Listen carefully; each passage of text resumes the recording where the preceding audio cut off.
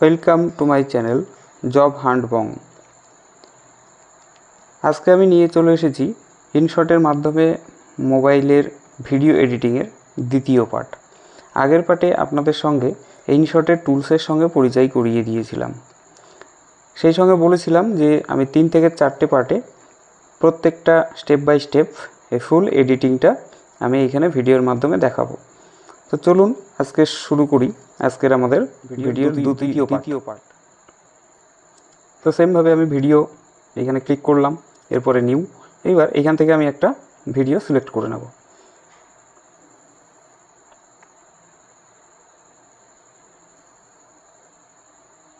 আমি এই ভিডিওটি সিলেক্ট করে নিলাম, একটু বড়ই ভিডিও, প্রায় 2 মিনিটের ওপরে।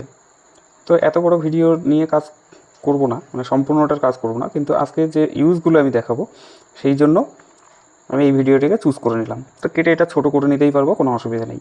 তো এই যে ভিডিও, এই ভিডিওটিতে একটি সাউন্ড আছে। দেখুন এখানে ভিডিওটি রান হচ্ছে যখন, এর একটি ভিডিওর মধ্যে সাউন্ড আছে।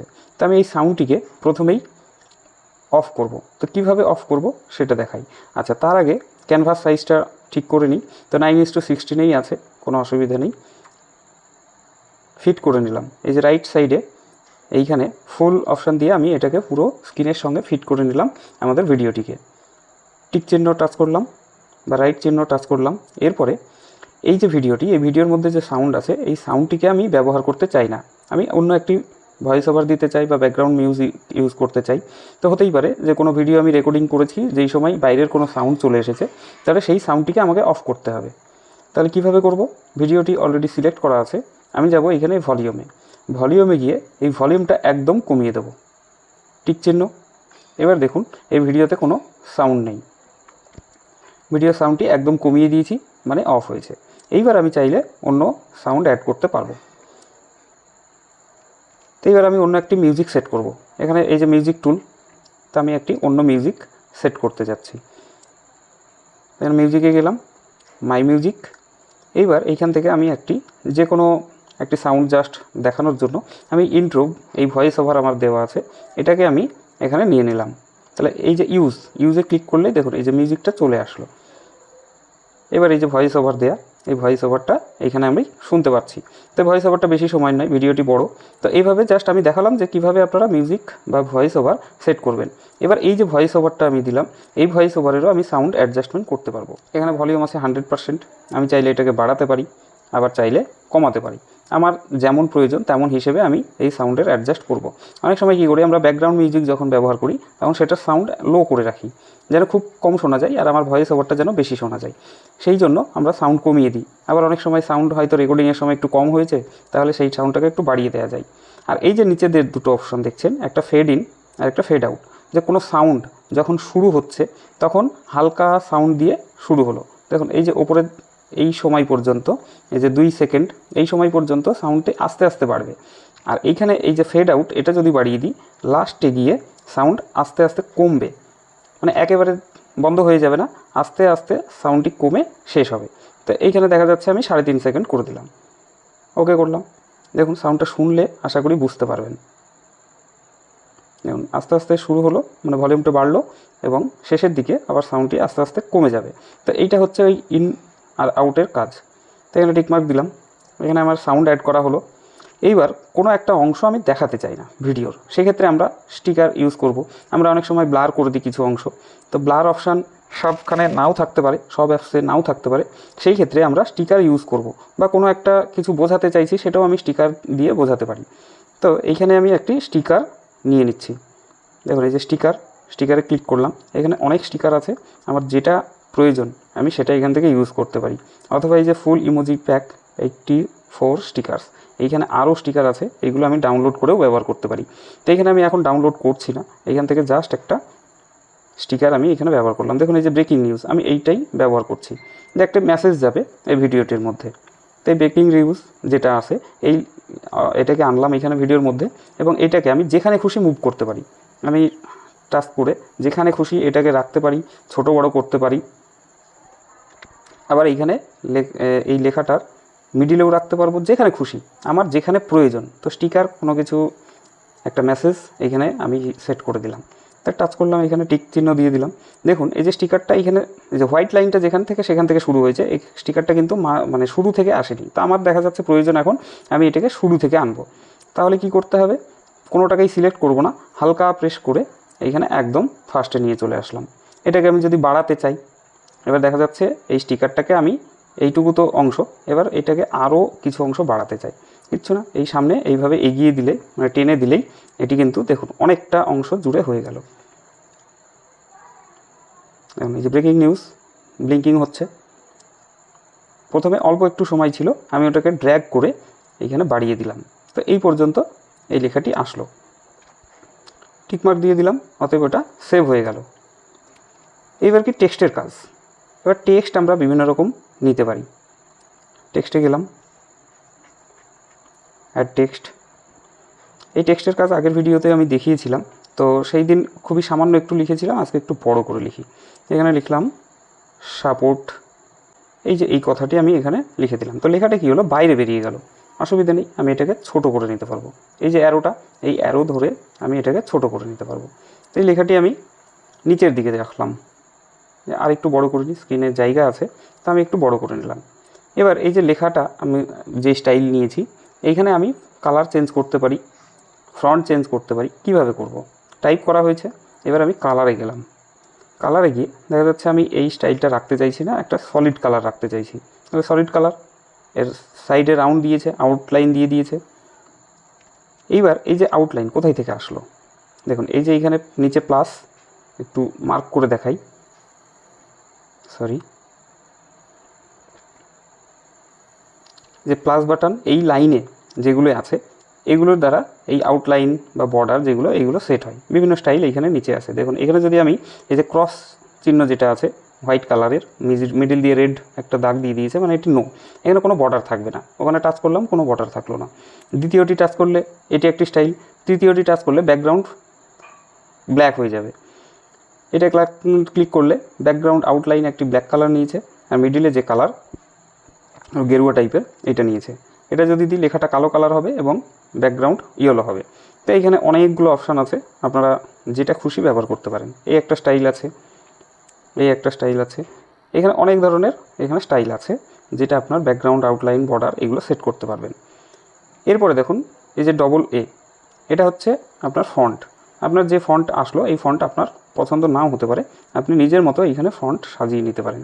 আমি দেখা যাচ্ছে এই ফন্টটা সিলেক্ট করলাম, এটা একটু বেশি বড় হয়ে গেল, আমি আর ছোটো বড়ো বিশেষ কিছু করতে চাই না, এর জন্য বেশি বড় নেব না, এইটা নিলাম। এবার কি লেখাটা কিন্তু ততটা ফুটছে না, তো আমি আবার এইটা রেড কালার করে দিলাম। লেখাটা রেড কালার থাকলো, আউটলাইনটা ব্লু মিক্সিং থাকলো।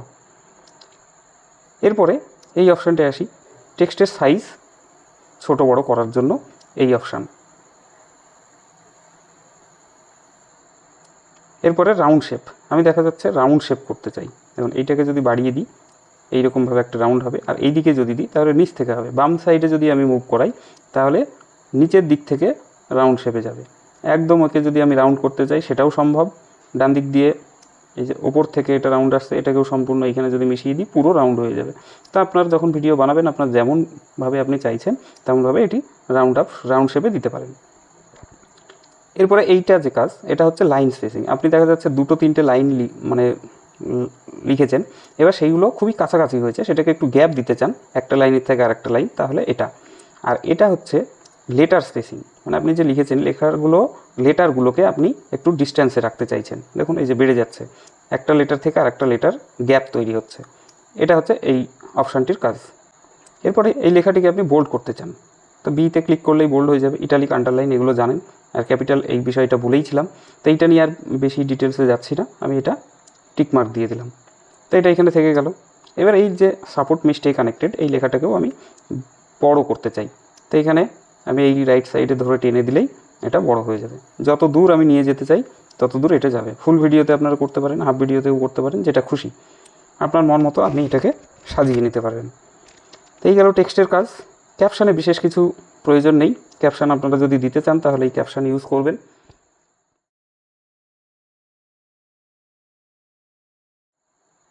এবার আসি ইফেক্ট।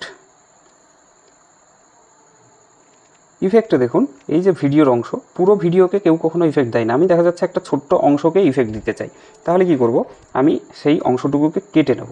আমি দেখা যাচ্ছে এই অপশানটাই একটা কাট দেব, এখানে স্প্লিট করলাম, এরপরে এই অংশটুকু একটা স্প্লিট করলাম।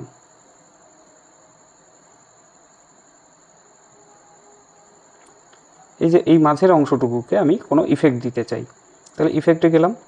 এবার এআই ইফেক্ট আছে, নর্মাল ইফেক্ট আছে। নর্মাল ইফেক্টের মধ্যে এই অপশানগুলো আপনারা পেয়ে যাবেন। এইখানে যেমন দেখাচ্ছে slow zoom, jump zoom, zoom out, tremble, thrill, এই একটা রাউন্ড, এইটাকে আমি ইউজ করি। দেখুন এইখানে ওই অংশটুকু ঘুরে গেল, এইটা একটা ইফেক্ট ইউজ করলাম। এরপরে আমি আরেকটা অংশ কেটে নেব, কেটে নিয়ে সেখানে আরেকটা আমি এবার এই সিলেক্ট করলাম এই অংশটুকুকে, যেটুকু আমি কাট করে নিয়েছি। এবার এইখান থেকেও আমি একটা ইফেক্ট দেবো, এআই ইফেক্ট টাইপের দেখাবো। তো এআই ইফেক্টে কী কী আছে দেখুন, এই যে এইখানে যেমনটা দেখাচ্ছে এই ইফেক্টগুলো আপনি এইখানে পেয়ে যাবেন। আমি দেখা যাচ্ছে এই ফায়ার ইফেক্ট দিতে চাইছি, বা এই যে ট্রিপল একটা টেনে নিয়ে যাচ্ছে, মানে মনে হচ্ছে যে 4-5টা বেরিয়ে গেল। তারপরে এই একটা ইফেক্ট, এটাও আপনারা ইউজ করতে পারেন। এখান থেকে দেখে যেটা আপনার খুশি সেটা আপনি ইফেক্ট ইউজ করতে পারেন। তো আমি এখানে এই ফায়ার ইফেক্টটা দিই, দেখি কিছু কাজ হয় কি না। তো এইখানে হ্যাঁ, ফায়ার ইফেক্টটা হচ্ছে একটু অন্যভাবে, কারণ এইখানে বডি পার্ট পাচ্ছে না, সেই জন্য এমনটা হচ্ছে। তাহলে আমি ফায়ার ইফেক্টটা এখানে ইউজ করছি না, ওখানে যাই তেমন একটা ইফেক্ট, এই ইফেক্টটা ইউজ করি। দেখুন এই যে 4টে স্ক্রিন হয়ে গেল, এই অংশটুকু 4টে স্ক্রিন দেখাবে। দেখুন এখানে সিঙ্গেলই আছে, এইখানে এসে 4টে স্ক্রিন হয়ে গেল। তো এই একটা ইফেক্ট, এটা আমি ইউজ করলাম। এরপর ফিল্টারের কাজ আজকে দেখাচ্ছি না, পিপ এইগুলোও আজকে দেখাবো না।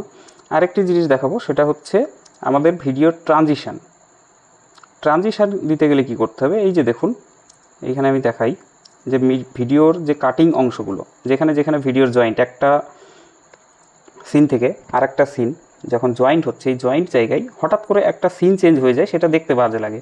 তো এর জন্য আমরা ট্রানজিশান ইউজ করি। তো ট্রানজিশান ইউজ করার জন্য বা দেওয়ার জন্য এই ইনশটে যে অপশান ইউজ করতে হবে, এই যে দেখুন আমি একটু মার্ক করে দেখাই,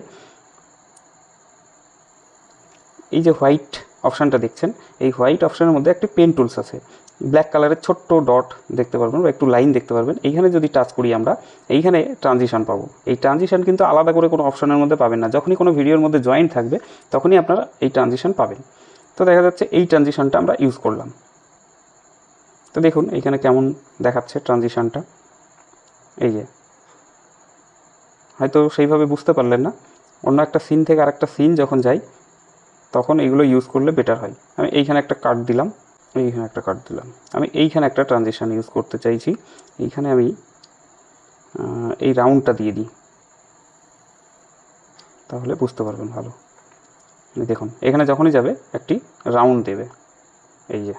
আশা করি বুঝতে পারলেন ট্রানজিশান। তো আজকে এই ট্রানজিশান পর্যন্তই দেখালাম, এরপরে বাকি টুলসের ব্যবহার আবার নেক্সট ভিডিওতে দেখিয়ে দেব। তো যদি ভিডিওটি ভালো লেগে থাকে অবশ্যই সঙ্গে থাকবেন এবং চ্যানেলটিকে সাবস্ক্রাইব করে নেবেন, লাইক করবেন এবং কমেন্ট করবেন। আপনার যদি কোনো কিছু এ নিয়ে প্রশ্ন থাকে সরাসরি কমেন্টে আপনি জানাতে পারেন, আমি অবশ্যই রিপ্লাই দেব। ধন্যবাদ।